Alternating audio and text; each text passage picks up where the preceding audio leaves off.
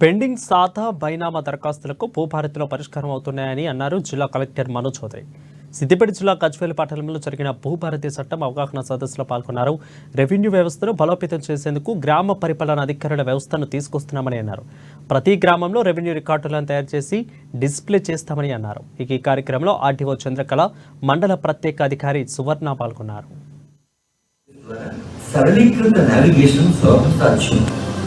ఈ అవగాహన సదస్సులు అనేవి తెలంగాణ భూభారతి చట్టం 2025 మనకి 4th జనవరి అంటే ఈ సంవత్సరం 4వ జనవరి నాడు గెజెట్ నోటిఫికేషన్ అయింది. దాని తదుపరి మనకి 14 ఏప్రిల్ నాడు రూల్స్ అనేవి ఫ్రేమ్ అయ్యి మనకి చట్టం అనేది మనం ముందు ఉంచడం జరిగింది. దీంట్లో ముఖ్యంగా మీరు చూసుకున్నట్లయితే ఆల్రెడీ మీకు డీటెయిల్ గా చెప్పుకుంటారు, కానీ కొన్ని కీలక అంశాలు మీకు చెప్పదలుచుకున్నాను. ఇంతకు ముందున్న వ్యవస్థకి ఇప్పుడు భూభారతి చట్టం రావడం వల్ల ఇందులో మార్పులు ఏమైనాయి అనేది. మొదటిది, ఇందాక మాట్లాడుతున్నప్పుడు రికార్డులకి సంబంధించి సవరణ విషయంలో మాట్లాడారు.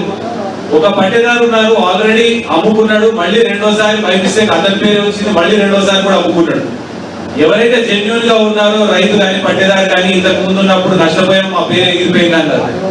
కొంతమందిది సర్వే నంబర్ మిస్సింగ్ ఉంటుండొచ్చు, కొంతమందిది విస్తీర్ణం ఏదైతే ఉందో ధరణి కానీ LRUP టైంలో సడన్ గా తగ్గిపోవడం